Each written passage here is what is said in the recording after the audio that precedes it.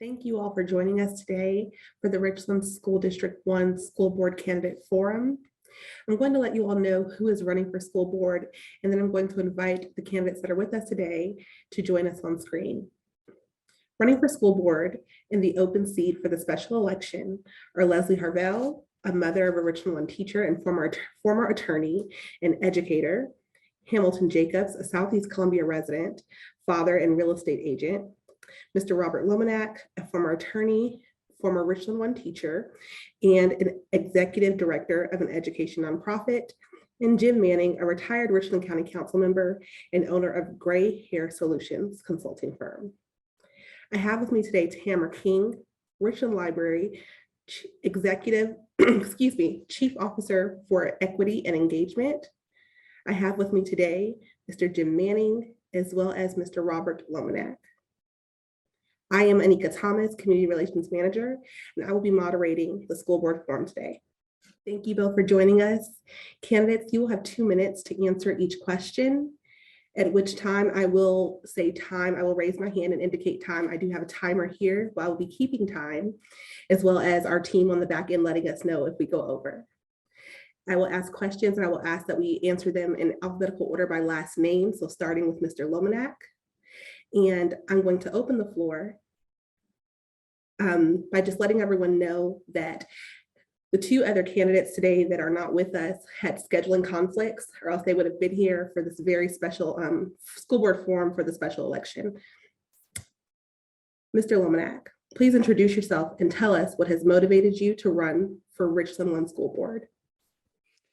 Well, thank you, Ms. Thomas, for allowing us to be here. I really appreciate the opportunity. So I'm from South Carolina, but went away for college and law school and moved back to Columbia in 2000 as an attorney representing men on death row. And I learned a lot about childhood poverty and trauma, but also missed opportunities. And so that's what propelled me to become a high school teacher in School District 1. And I had the chance to see firsthand all the supports that we need for teachers and students and families, especially students and families living in poverty. And so at the time that I became a teacher, I also started a nonprofit to provide long-term intensive support for students and families living in poverty, beginning in middle school until the kids graduate. After 7 years of teaching, I stopped classroom teaching so that I could run that nonprofit full time. And so right now we run a program providing that level of support for students, their teachers, and their families. And we also advocate for public education at the state and local levels. Thank you very much, Mr. Lominack. Mr. Manning, please introduce yourself and tell us what's motivated you to run for Richland 1 School Board. Good afternoon, Ms. Thomas. Thank you to you and everybody at the world's greatest public library for hosting this forum today. Ms. Lominack, it's always a pleasure to be in your company. I always learn something from you. My name is Jim Manning, and I'm running for the special election to fill the seat of Commissioner Yolanda Anderson, who resigned this summer. She had served 3 years and has 1 year remaining in her term. And that is what this special election's for, basically to carry us through that final year and into the regular election cycle next year for the full 4-term board seat. What motivated me to run for the seat is we are still dealing with the pandemic, and it was very important that we had somebody who on day 1 stepping in to fill the remainder of this term, who had served on local government in a governance capacity, who had the experience to bring to the table to do that, particularly as we're dealing with an ever-changing COVID and the importance of our school board to work with bodies like the county council that I recently stepped down from, and the city council, Forest Acres City Council, the other town councils, so that we do have a coordinated effort, because all of these schools are either in a municipality or in a city that are passing ordinance. And I felt like I was experienced and ready to go on day 1 to run in this special election for the Richland 1 School Board. And I look forward to ongoing questions and debate this afternoon. Thank you. Thank you, Mr. Manning. Our first question. Richland One will continue to navigate the COVID-19 pandemic. As a member of the school board, how do you plan to tackle COVID-19 and the health and safety of students in the district? Mr. Lominack, you have 2 minutes. Well, I mean, I think they've got to continue what they've been doing. Ever since the pandemic struck, I think Richland One has been cautious in their approach and making sure that they have kept the health of students and teachers in the forefront. And I think that shows this year with their requirement of masks from day one. The numbers of quarantine students or positive students and staff members in Richland One have been markedly lower than neighboring districts that did not have that the mask mandate. And so I think continue what they've been doing. Obviously, monitor the numbers. The numbers have been going down. The numbers in individual schools have started to go down as well, and monitor those numbers and adjust, but also be ready to adjust in the other direction if, as winter hits, numbers go up. I actually think the district's done a really good job this year of keeping kids in class every single day, including my own son at Dreher High School. So I'm happy with what they've done, and I think you've got to just continue doing that probably throughout this year. Thank you. Mr. Manning, same question.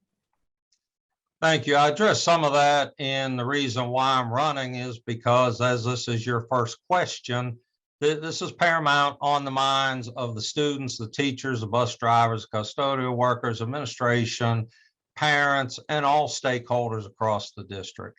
I have no qualms at all with any of the things that Mr. Lominack has already said. What I would say differently to that is because COVID changes so quickly, I think the school board ought to consider scheduling a weekly meeting to deal with what's changed just within a week.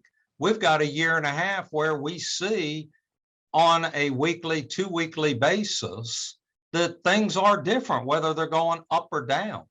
And if it turns out that we don't need that meeting, then you can either cancel it the day of or go and have the meeting and say there's nothing new.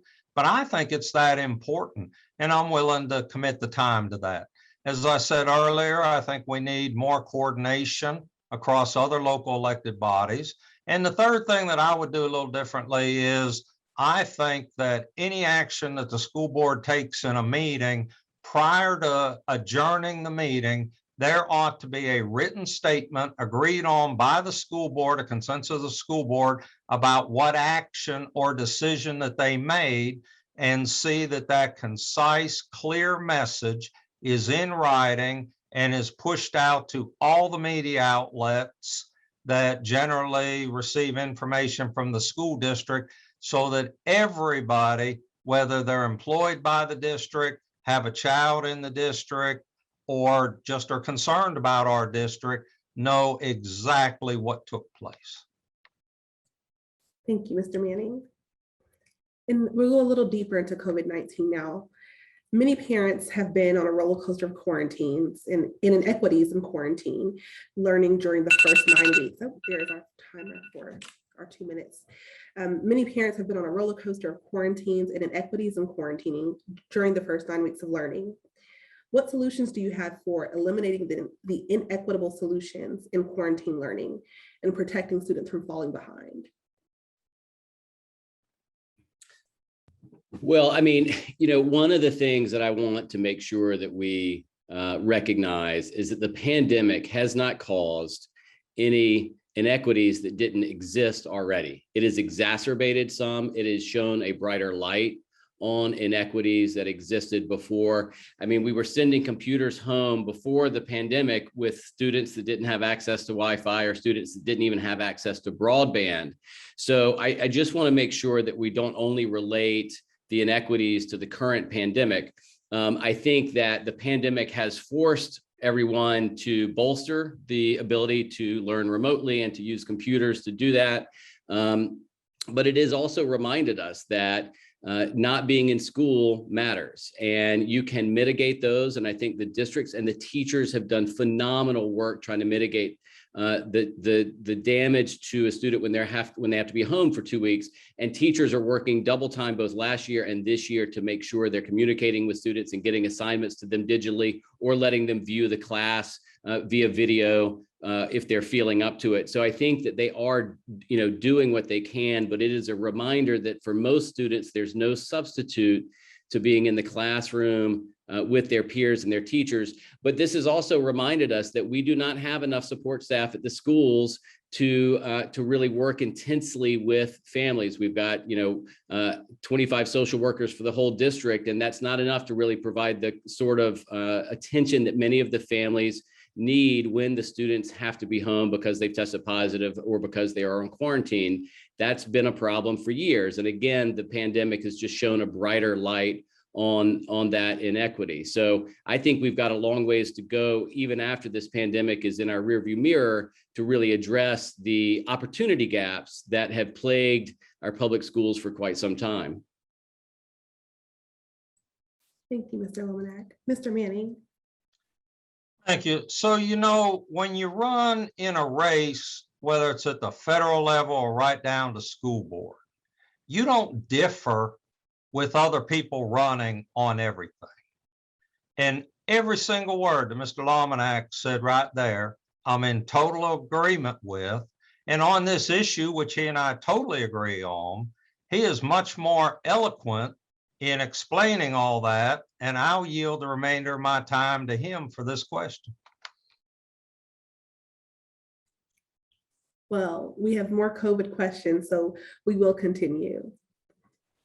Mr. Lominack, you mentioned the great work that our teachers have done this year and last year as we navigate the pandemic and working overtime and really showing up for their students. As a school board member, how would you be able to better support teachers as they navigate the ever-changing waters of teaching during a pandemic? Well, and again, I'm going to go back to what I said. Our teachers have not for years gotten the support they need to address the outside of school factors that impact kids and teachers in the classroom. And that's been going on for a long time. I've said it time and time again. We've got twice as many police officers as social workers. We've got 14 mental health counselors for an entire district of 23,000 kids. So before the pandemic, the teachers were overwhelmed with the needs that our students were bringing into the classroom because we didn't have enough adults, non-teaching adults in the building to provide that support. And of course, the pandemic has just exacerbated that. Teachers, I will tell you that when I speak to teachers right now, they are more overwhelmed last week than I saw them at any point last year. So I am very concerned that we will see an exodus of teachers at the end of this year. We have got to do what we can to begin to provide the supports that they need so that they don't feel like they are having to address both teaching, what everybody keeps calling learning loss, the social emotional loss that our kids have undergone after not being in school for a year and a half, and doing that all by themselves, I think is too much to ask of teachers. And some teachers feel like, as they put it, they are being set up to fail. So we've got to find a way to provide more support to address those factors if we want to keep these teachers after this year. Mr. Manning. Teachers have undoubtedly and clearly been underpaid and underappreciated for several decades across South Carolina in legislative expenditures, in the fact that South Carolina law allows us to elect our local school board. However, they have put into law how much that school board is allowed to spend, how much the county council is allowed to provide funding for the school district. Subsequently, we've got to find other kind of ways, outside resources, to better pay, show better appreciation, and let the teachers know that they do have support from without. And as a school board member, to help show that they would have support from within. COVID has just brought light on to many things that were already there, to either let us see them more clearly or see what was there that existed that we didn't see before. And so, yes, COVID is exacerbated, but the issue was there 2 years ago, 4 years ago, and a decade ago. Thank you, Mr. Manning. So we've talked a little bit about things that have been existing in the district prior to COVID. So let's shift for just a moment. A recent racial equity study showed that in 2019, only 31% of Black third graders in District 1 met or exceeded state standards in reading. And in math, only 12% met the standards, as opposed to more than 80% of white students meeting or exceeding the state standards. These numbers are significant. How would you close the gap and ensure all students in District 1 are given the tools that they need to succeed? Mr. Lominack.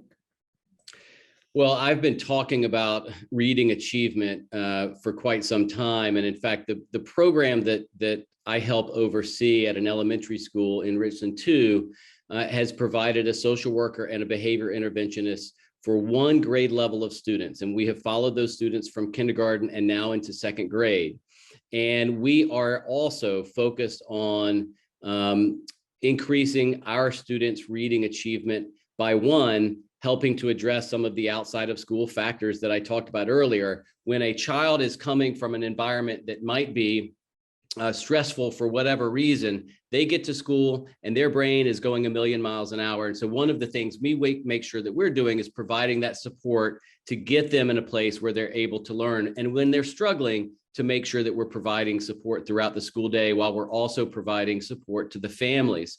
We are also going to have to recognize that a class of 20 students, especially in a high poverty school, is a lot of students for a second grade or third grade teacher to be working with. And so we've got to provide opportunities for smaller group instruction, whether it's after school or during the school day.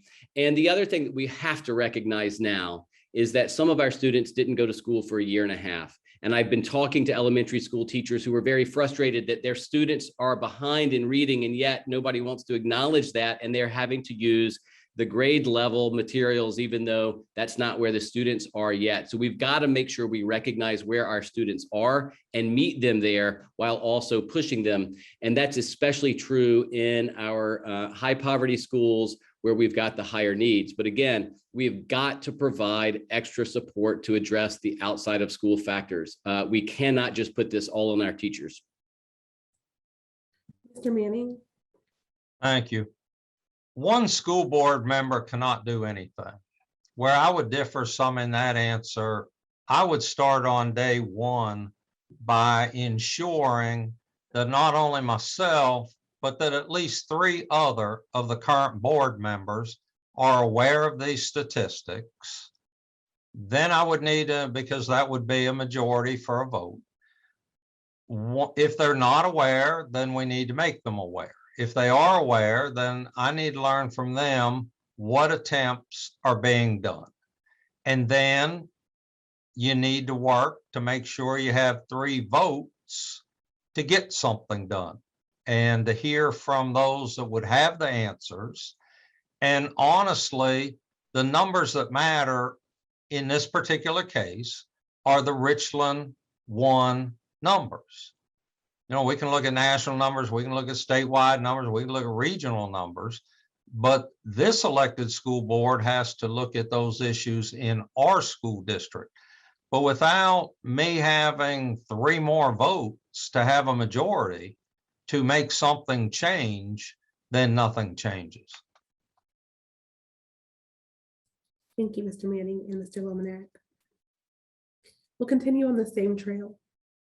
A 2019 report by the state newspaper explained that Brockman Elementary, the district's only school that is exclusively using the Montessori method of teaching, is the whitest school at 75% white, and the least impoverished school in Richland 1. 2 of the 3 feeder schools for Brockman are the top-ranked Satchel Ford, which is 63% white, and Brennan, which is 50% white.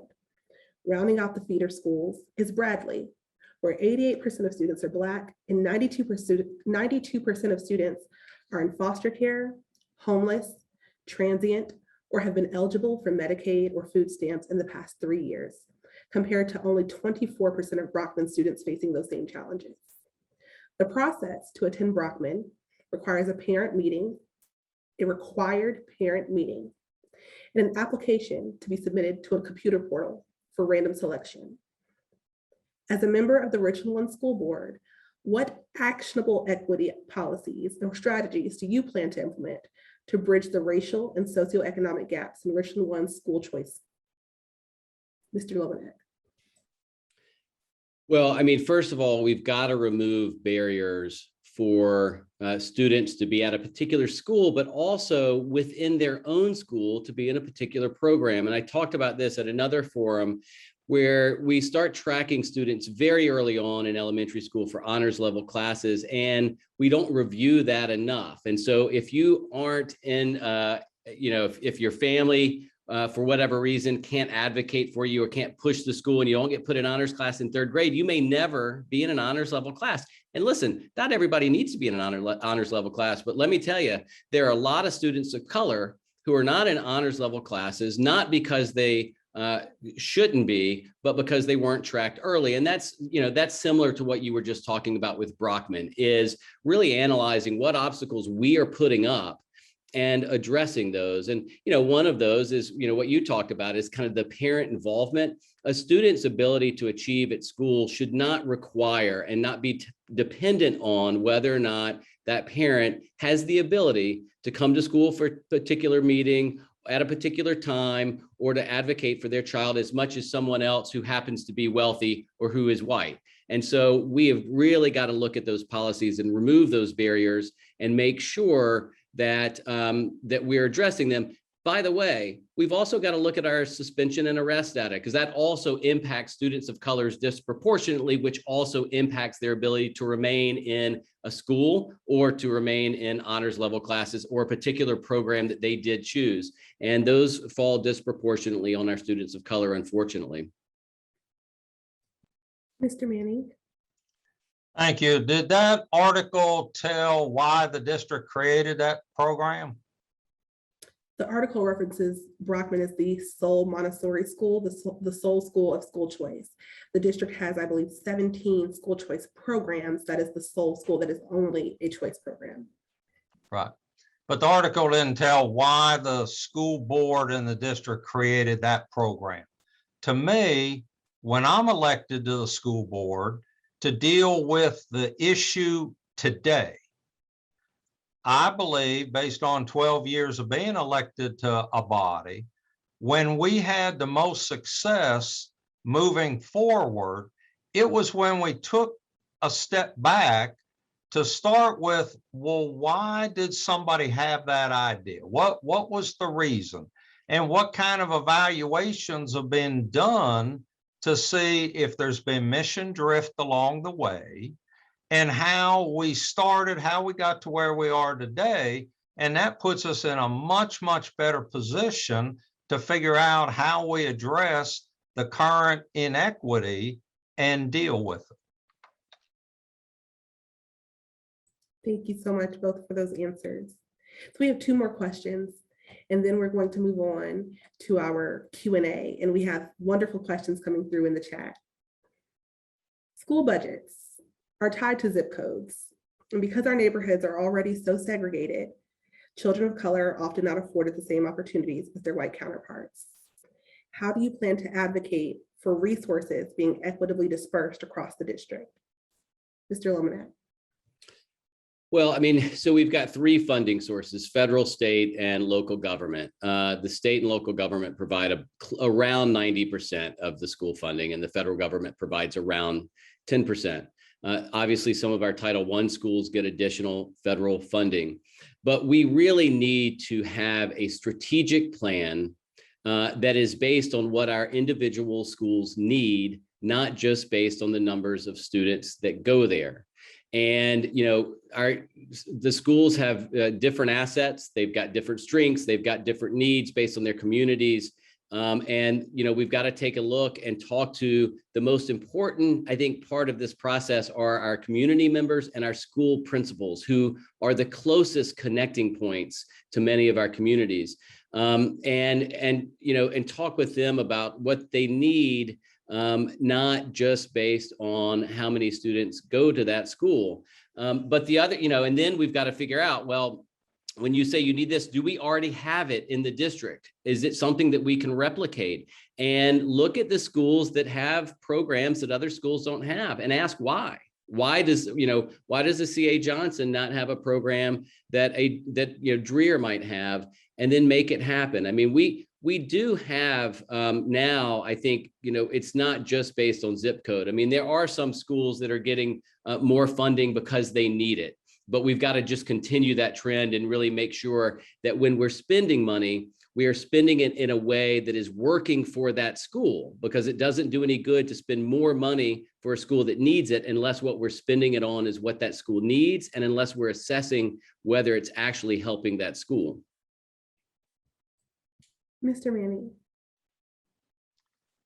One of the things that I think needs to be seriously looked at, many school districts across this state have what is called fiscal autonomy, which means they are not tied to a county council making the decisions related to their total amount of school funding.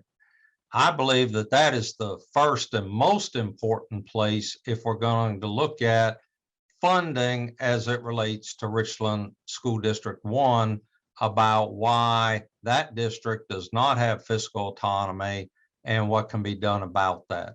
In terms of within the district, the school board is not mandated in its general funding of the operations of the schools into a zip code mandate.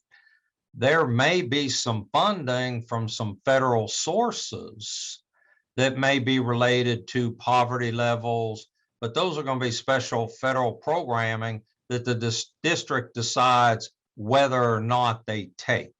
But the district itself, the board, is not confined by zip codes in terms of funding. And so those are the decisions that the board has to make when they prepare their annual budget.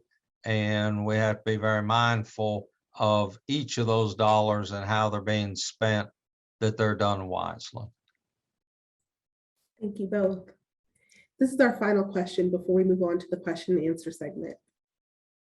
The teacher shortage in South Carolina is nothing new, and it's been exacerbated by the pandemic. In August of 2021, Richland 1 was short 128 teachers. What plans do you have to support existing teachers and make the district more marketable for future educators? Well, I'll just, I want to reference what I said earlier about providing more support for teachers to address the outside of school factors that are so frustrating and overwhelming to classroom teachers. But I will also tell you that both when I was a teacher and still today, when I speak to teachers and school leaders, one of their biggest complaints is the HR process in Richland 1. We have been slow to post openings. We've been slow to fill positions. And what that means is a teacher is watching someone leave. They know that someone they know wants to teach next door to them, but the position's not posted in time. And so their friend, their colleague applies to Richland 2 or Lexington 5 or Lexington 2, and then takes that job. Or worse, the teachers and principals interview a teacher, think he or she would be a great fit for their school, but the district does not get back to them in time and they take a job at another district. I cannot tell you how many times that has happened. So we have got to address the process that has been so frustrating to teachers. And what that means is we end up with a long-term substitute teacher next to that classroom teacher. And so that classroom teacher then has to deal with the chaos and the lack of stability that ensues from not having a teacher in that district. We have also been overly relying on international teachers without providing the support that they need. We have more international teachers in this district than any district in the state, and they do need extra support. But the other problem is that they have to leave after 3 years. So we have built in a level of churn within over 10% of our teaching workforce that is hard to sustain. And I think that is an issue. And I know that teachers are frustrated by that as well. So I think we've really got to look at our HR process that has been kind of plaguing this district for quite a number of years. Thank you, Mr. Lominack. Mr. Manning. Again, I have no dispute with any of the things that Ms. Lominack gave in terms of a response to that question. I will say firsthand, having been in a position of hiring employees for 4 decades, that the worst thing you can do is move too slow in the HR process and lose people to somewhere else. It's just unacceptable. you've got to be moving when you're ready to make a decision on a teacher or any staff member for that matter. You've got to do what you need to do. Another thing, and I don't know how we would do this as a district, but looking at community involvement, I was talking with somebody with some community development work that I do in small towns, and they were talking about one of the things that they had started doing for new teachers, new hires, is that you don't get paid for a while. And so they were doing kind of like welcome to the community baskets to just provide some food, some gift cards, some things for teachers until they got paid. Now, I mean, that didn't cover everything. I'm not saying that, it substituted that, but what a way for those teachers in that town to feel like the community appreciated them, that they were giving them something of value in recognition of their coming to teach their children in that community, and in terms of making it for the first paycheck. So I think looking at creative ideas like that, sometimes they're small and just a drop in the bucket, but sometimes those differences matter. Thank you, Mr. Manning and Mr. Lominack, for answering our questions so eloquently, as well as with such tact and with such knowledgeable expertise. We're now going to move on to our question and answer segment from the audience. The attendees have put a robust number of questions into the chat, and we are excited to get to them. For this segment, we're going to go alphabetically by first name, meaning Mr. Manning. You will start first. So the first question that we have: how will we get the funds we need to really add additional staff needed to support families, students, and teaching staff? Mr. Manning. That's a great question, and it's just a very difficult one. One of the ways to do that is through what I talked about earlier, fiscal autonomy, because that does empower the board to set the millage rate for the district, that the board does not have that power. And remembering that the board is elected to represent you. So if that's something that you are interested in, meaning you, the general public in District 1, then we are, as a school board, then not empowered to do what you would like us to do in that regard. So that's item number one. Item number two is, obviously we have to look at ways in which we can get any kind of grants. And sometimes it's not just money. And there have been studies done on this in all walks of life, that satisfaction at work is not always money. Now, I'm not saying that money's not important. We need to find ways to better pay our teachers in Richland 1 and Richland 2 and Richland 5 and across the state. No question, we've got to do better about that funding. But when you hit the level you're able to do as a school board, then you have to figure out other ways to at least show value and appreciation for your staff. Thank you, Mr. Manning. Mr. Lominack, same question. Well, I think, we do have the federal stimulus funding that obviously is not permanent, but provided in the latest round $85 million. And I was happy to see that the district was focusing its attention on hiring more social workers and providing more reading interventionists at the school level. And so that's a start. But then I think we do need to look at the money that we're spending and evaluating whether we're getting what we hope to. For example, I mentioned this earlier, twice as many police officers as social workers. We've got a police officer at every elementary school, but not a social worker at every elementary school. Is that the right balance? I actually think it's not. And I think that, we spend a good bit of money for the SRO program. I'd like to see us analyze that and see if we can put some of that money towards social workers and mental health counselors. But then also, and this is something that really drives teachers crazy, it's new initiatives year after year that come with pretty expensive consultants. And we watch every single year as that money gets spent, or a contract for kind of a one-off project with some outside organization gets spent. And we think, my gosh, that $500,000, that could be a social worker at this school for the next, 8 years. And if you start to look at the finances that way and really think about what our teachers need, they do not need another initiative. They do not need another consultant. They do not need another curriculum. We've got plenty of those.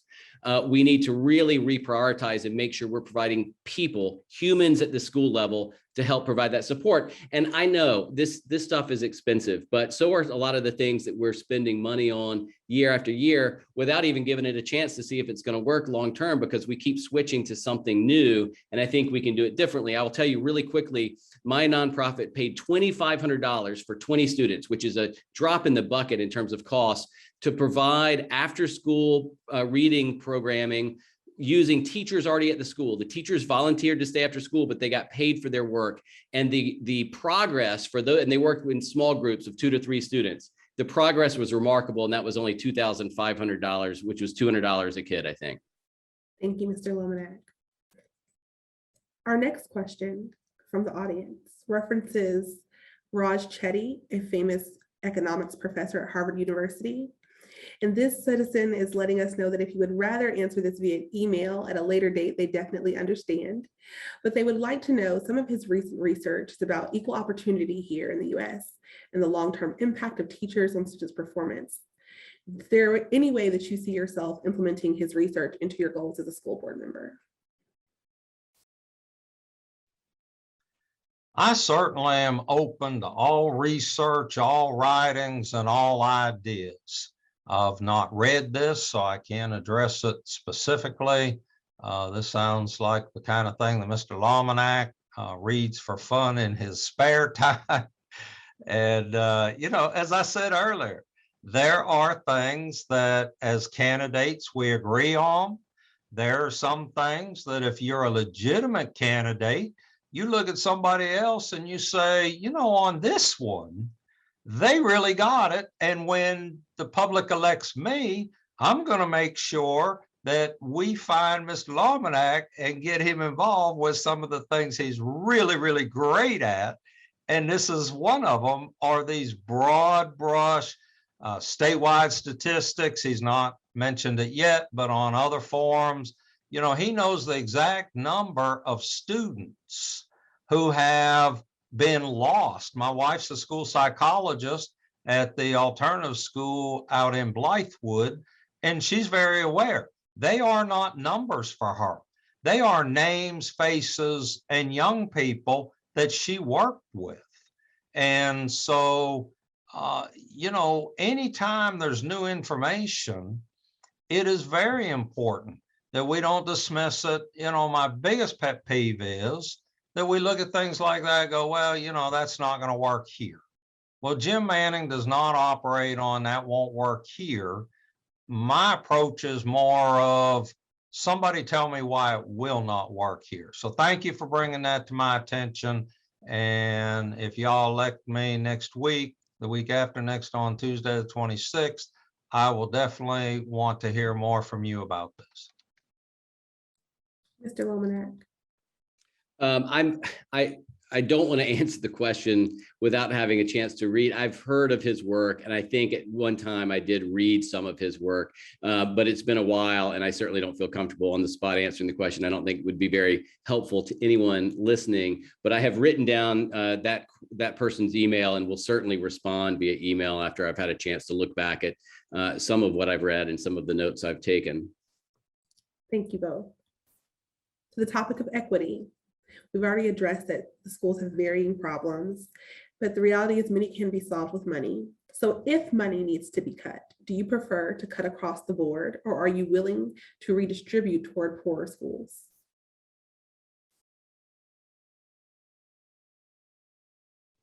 So that's a great question. And it has been a good while since we had to cut money. And so, there's 1 year left in this term. I don't see that coming. As Mr. Lominack said, we've had a great influx in money with the stimulus package from out of Washington, D.C., property rates have not gone down, which is where most of the school funding comes from. You know, at this point in time, as we end the year 2021 and go into 2022, local governments are really in a much, much better position financially than they have been. What I would be more concerned about is that we are very careful about how we spend things with one-time money, that we find the one-time expenditures for those, because if we put in ongoing budgeted items, and when like this extra COVID money goes away, if the real estate market tanks and goes down, and then we don't have this newfound better off funding stream, then we have to start cutting. And I have never, ever in my 30 years with state government and on county council, I have never been in favor of cross the board budget cuts. Thank you, Mr. Manning. Mr. Lominack? Well, yeah, I mean, I agree with what Mr. Manning said. I don't think we're going to see that in the short term, thankfully, because of the 3 federal stimulus funding packages.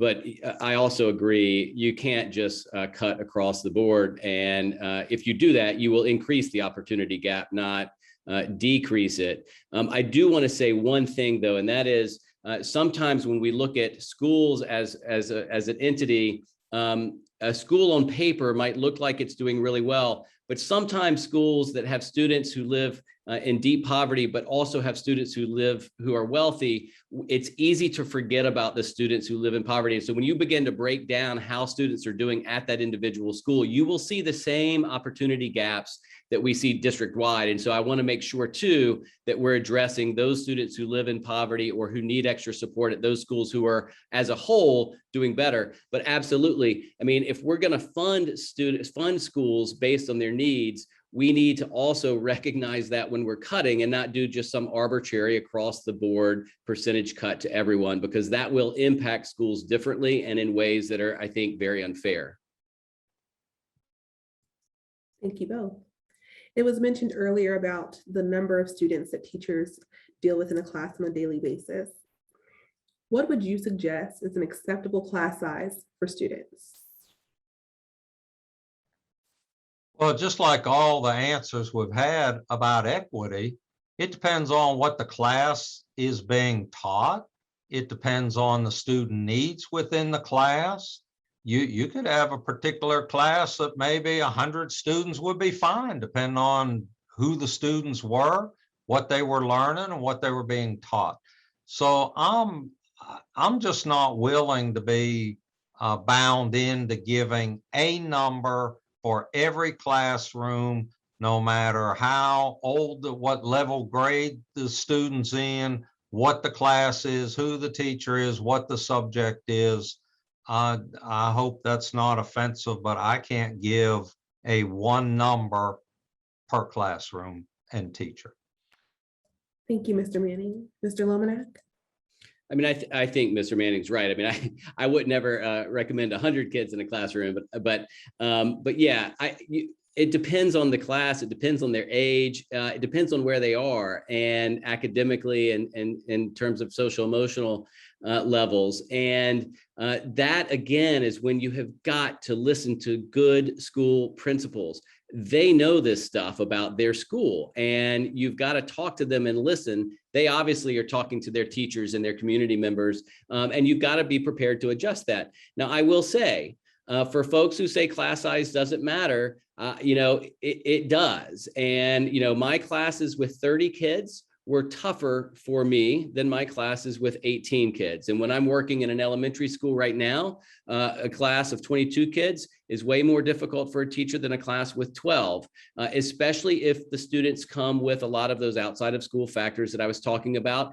And it also depends on whether the class has a teaching assistant or not. If the class has a teaching aide, that obviously helps a lot with the numbers, but I will tell you that I've never heard anyone say the higher number, the better. But we also have to be realistic. We can't, obviously we can't have class sizes of 10 people, 10 students per class across the district. And so I do think we're going to have to analyze that on a school by school and class by class basis.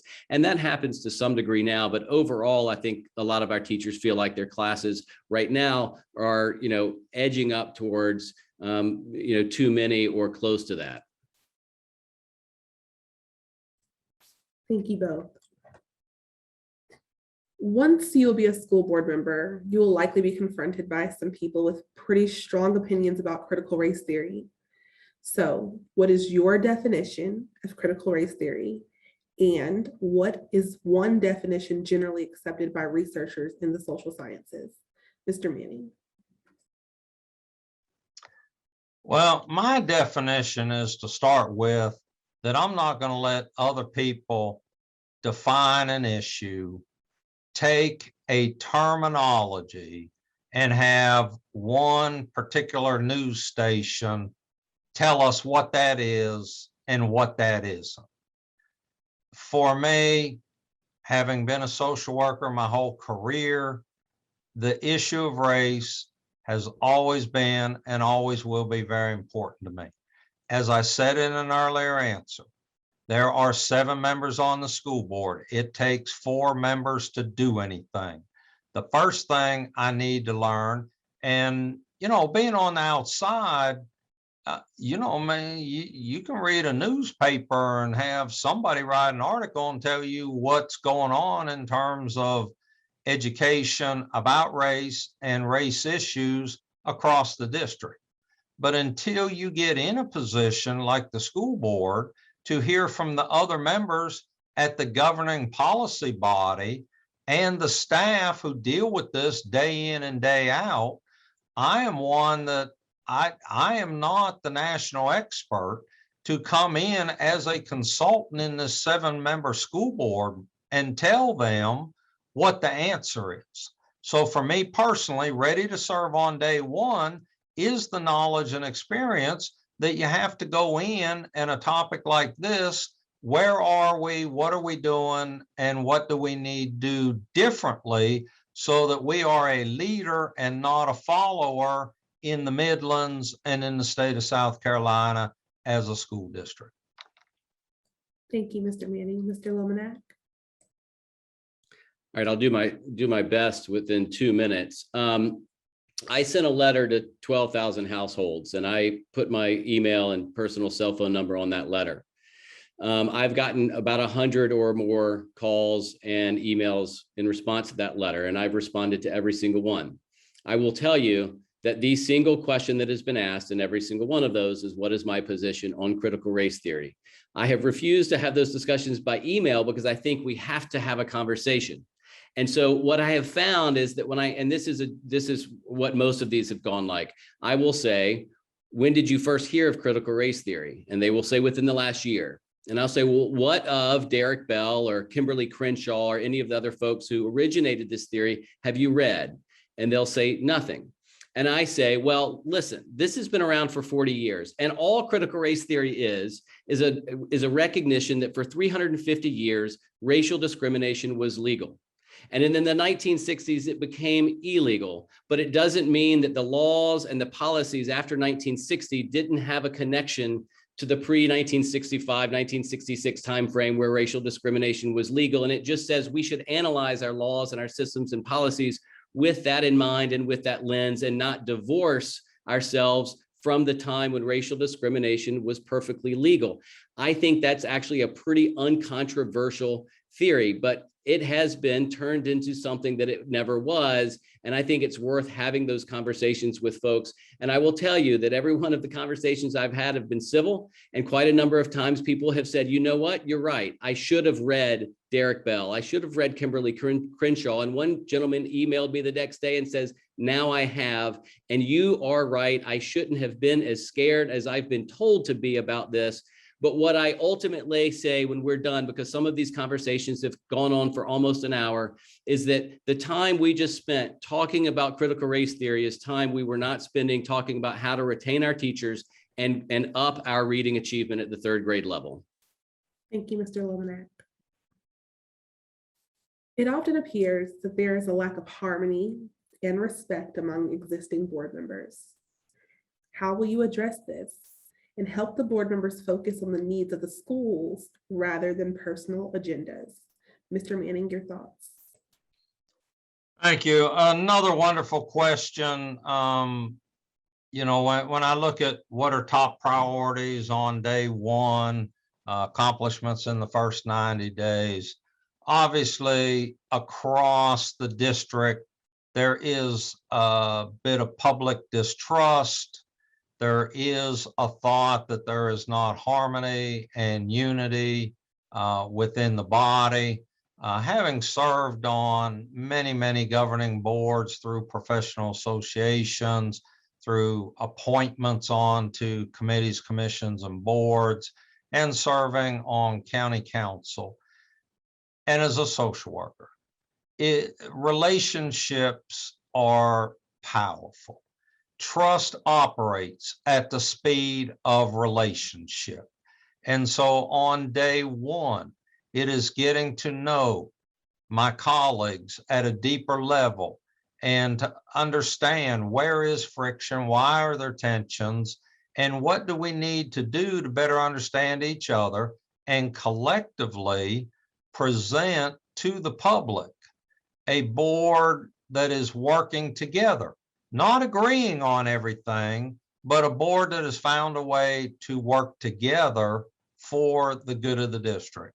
And so I would bring those experiences and a passion to the fact that when I have to go down there and be part of the body, I want the body to not be one of tension. Thank you, Mr. Manning. Mr. Lominack. Well, I think, partly I would focus on what matters most, and that is let's focus on our decisions that are impacting students and teachers every day. Let's look at the data. And let's be willing to admit where we're not succeeding.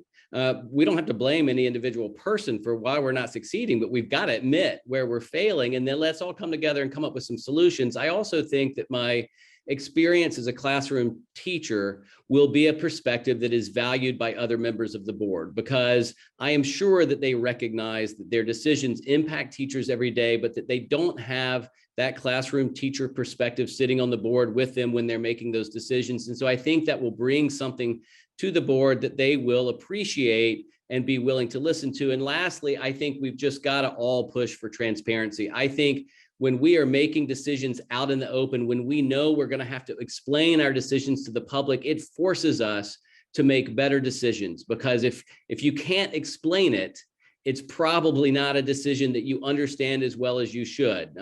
Teachers have to understand topics so well because they have to teach it to others. And I think board members who have to explain their decisions and the reasons for those decisions to the public will make better decisions. And I think we can do that. And I don't think transparency should be something that is looked at negatively at all. I think that's something that everybody on the board can and should get on board with. And I think that's something I would certainly bring to the table. Thank you. Thank you both so much. Our next question goes to the superintendent of the district and contracts. How long are contracts and how can we better take care of teachers? The question asks, they cannot be moved from school to school on a whim of an administrator. Let's look at getting solid contracts for teachers. What are your thoughts on solid contracts for teachers and the contracts on superintendents within the district? Mr. Manning. Well, one thing about contracts for superintendent is they are public contracts. So that is somewhere in which you can get transparency. Again, I think that we need to take a couple things into consideration. Obviously, the quality of the work that's being done, the outcomes that we're seeing for the district. I think the board needs to be very clear within the contract, and this is actually an extension of the contract, but in terms of the board being very clear in what the expectation and the deliverables are for the superintendent. Then I think if that contract is being met and exceeded, then there should be a financial recognition of that. If it's not, then I think the board and a superintendent need to have a pretty frank conversation about where the disconnect is between what the board policy and expectations were and why they're not being met. And at any point that the deliverables, the expectations are not being met on a consistent basis, and that we do not see where improvements coming, then it would be time for a new superintendent for the district. Thank you, Mr. Manning. Mr. Lominack. All right, I'll try to take that in two parts, I guess. I mean, the superintendent, I agree with what Mr. Manning was saying about the contract. I mean, the contract with the superintendent has to be something that is measurable. It's got to be something that is specific, and we have to have goals that relate to student achievement, period. Now, obviously, everything that goes into student achievement involves retaining teachers, making sure that we've got enough bus drivers to get our kids to school and all of that. But at the end of the day, what matters most is, are we achieving for every single student in the district? And so the goals that we have to really have to be specific, and we have to have high expectations. You know, we talk about high expectations for our students all the time. I want to make sure that our expectations of a superintendent is really high. This is a large district in the heart of the state. I don't think it's too much to say that our expectations should be high, and if they're not met, and this is why it's important that they're measurable. Because if you measure them and the superintendent's not meeting them, then I think it's time to look for a new superintendent. And that's the whole point of having measurable goals. Now, in terms of teacher contracts, I will tell you that teachers shouldn't feel like they are fearful of being moved to another school at a moment's notice. And that is in our contracts. I mean, that is what it says. Now, I will say that thankfully, I didn't know of that happening a lot, though I'm sure it happened to some teachers. But that can be pretty tough on teachers. I will also say that there is teachers need to feel like they can speak out more. Now, obviously, we don't want teachers talking about specific students or anything about their classrooms, but teachers need to feel comfortable criticizing the district, because if they don't feel comfortable criticizing it, we're not hearing it. And I think in this district, I can't tell you how many times I've talked to teachers who did not want to go to school board meetings, did not want to speak out. We've got to change that. And that's part of having kind of fair contracts with teachers across the board too. Thank you so much. So you both have spoken to equitably dispersing funds across the district already. This next question is asking very specifically, can the board choose to redistribute funds in Richland 1 differently so that more money and resources go to the schools with lower socioeconomic status students? Yes. Mr. Manning. Yes.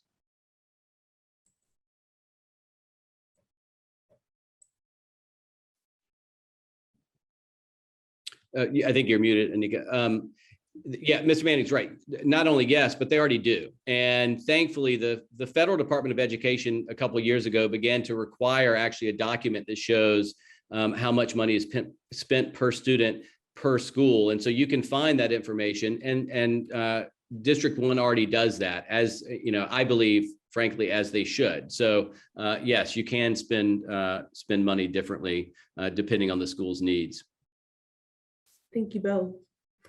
Mr. Manning, what are your top 3 priorities in your first 90 days? My top 3 priorities in the first 90 days are transparency, public relations and perception of the board, and communication, clear communication of board decisions, particularly around the topic of COVID. One of the things we have to keep in mind is this is a special election for the remaining year of a 4-year term. The first 90 days are going to include the Thanksgiving week holidays, the winter holidays, Martin Luther King Day. So we have to be careful about pie in the sky dreams of what we can accomplish. These are things that we can work on day 1. on day one about transparency, I will bring my experience with being on county council. And in particular with that, I made a motion and I tried to get the council to actually videotape when we went back into the secret room for what was called executive session and have the attorney redact what really truly was executive session and let the public see what else happened back there. The other thing that I was on record for was letting my colleagues know, if we go into executive session and you are talking about things that do not qualify for executive session, I will feel free to tell the world. Because you are in executive session does not make the information privileged. It's the privileged information that is privileged and has to be kept confidential. And so particularly with my issue of transparency and how that dovetails into trust and public perception, that is something that I will bring and I can bring as one individual on day one. Thank you, Mr. Manning. Mr. Lominack, what are your Well, top priorities in your first 90 days? Yeah, in the first 90 days, I think there are three. Obviously, staying on top of the mitigation efforts regarding COVID and make sure that we're doing everything we can to continue the success we've seen so far this fall, frankly. Two, transparency as we begin to expend the federal stimulus dollars, which have already come into the district. And also in the first 90 days, we will start thinking about next year's budget. And so transparency is part of thinking about how we're going to spend money next year, given the challenges that we had before the pandemic, but that now have been exacerbated during the pandemic. And then lastly, and most importantly, we have got to figure out a way to keep our teachers in the district after this year. That is going to be a tall order. And if we're not spending every minute of every day talking to teachers and principals about what we can do to do that, then we will be in a bad position next year and we will fail our students, because all of the great ideas we may have don't matter if we don't have great teachers in the classrooms. And so we've got to be talking about that, as well as our bus drivers, as well as our food service folks. I mean, my goodness, Richland One's food service folks worked so hard during the pandemic. I don't know where we would have been without them, because they made sure that people were fed. And so we've got to make sure that we are keeping all of these folks, not pushing them out of the district. And that's got to be something we are thinking about literally every single day. Thank you both. We are down to our last questions. What are you willing to do to attract the best and brightest educators to Richland One? We touched on this a little bit earlier, but feel free to go a little bit more in depth. Mr. Manning. Well, obviously the things that I said earlier and, having some time to think, one of the things that I think we need to really look at is what other districts have done in other parts of the country that would not be competing with us. So in other words, if there's a district in, say, Richmond, Virginia, that has come up with a really good idea of how they recruit and retain teachers within their area, their tri-county area, their part of the state, their part of the region, then we look to bring that into our district. It's kind of hard to, I don't believe that nobody on the board has thought about this. I don't believe the administration has not thought about this. So I just need to say, well, because as I've said in other forums, I always know I'm not the brightest one in the room, but I'm bright enough to find out who are the bright people and learn what they have had in good experiences as well as bad experiences, and bring the good ones where we can into our district, because this issue, as has already been said, is paramount. I mean, all the support staff are so important, but the teachers are the crux of the educational system in our community, and how we recruit and retain is just paramount of an issue. Thank you, Mr. Manning. Mr. Lominack.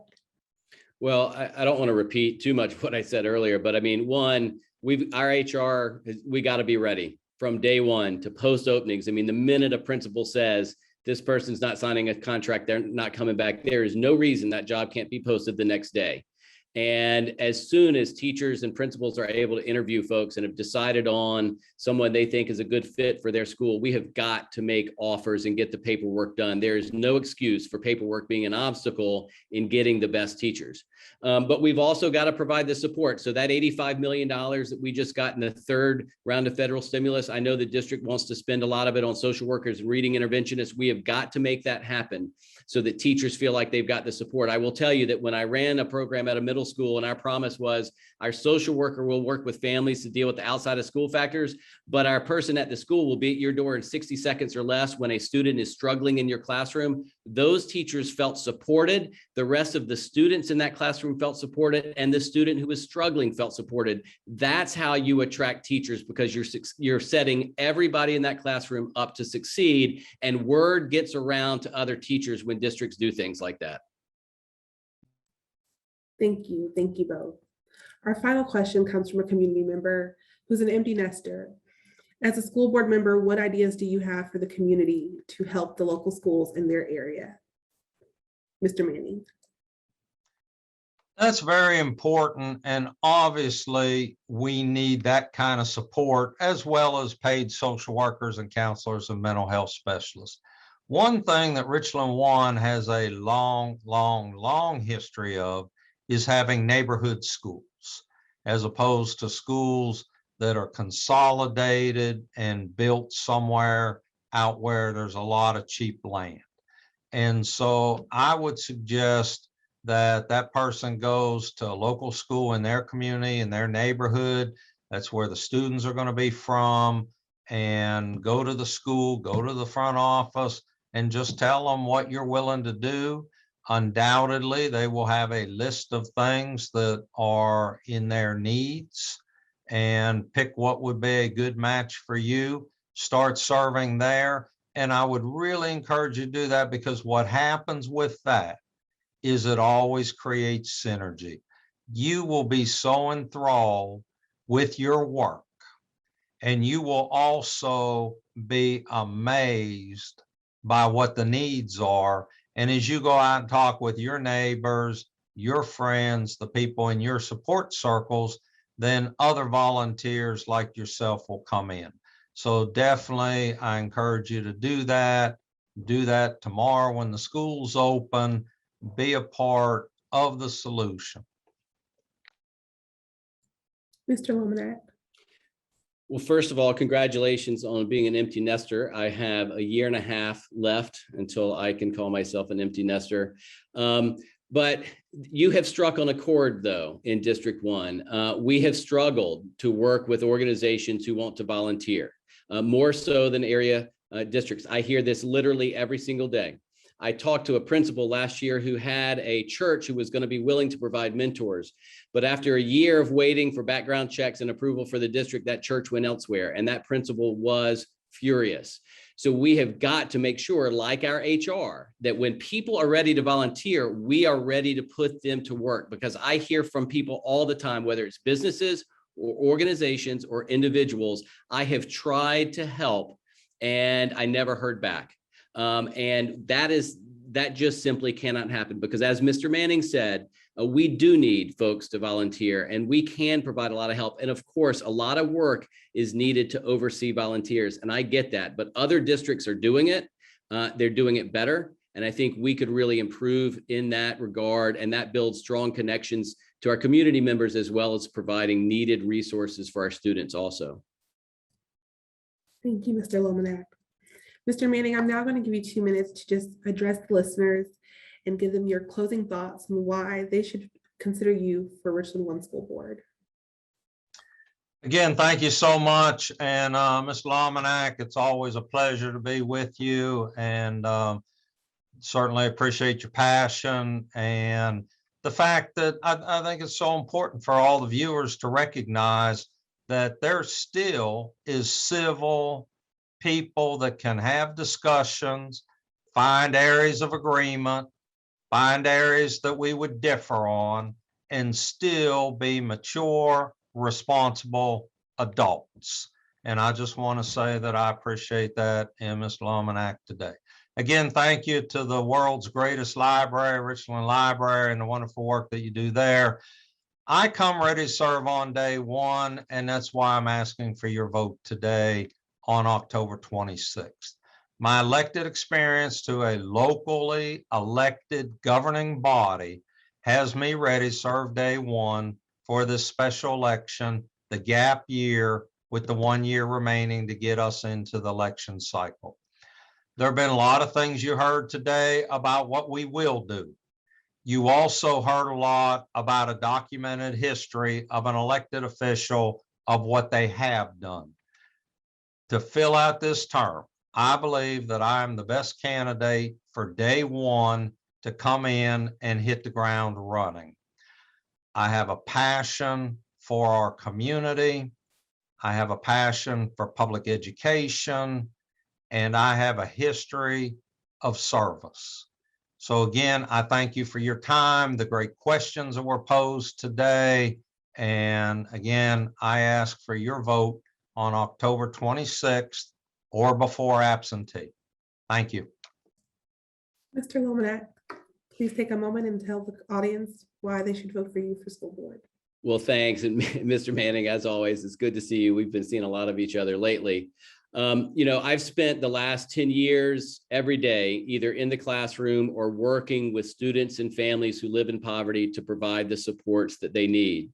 I think the school board could use the perspective of a classroom teacher and someone who has run programs in and outside the district to address some of our highest needs students. I've also advocated at the state and local level in support of public education. And I think those experiences and those perspectives are much needed on the school board, especially my experience as a classroom teacher. There's not a current sitting board member who has ever taught in the classroom. And I think that's a blind spot and has been a blind spot for quite some time with this board.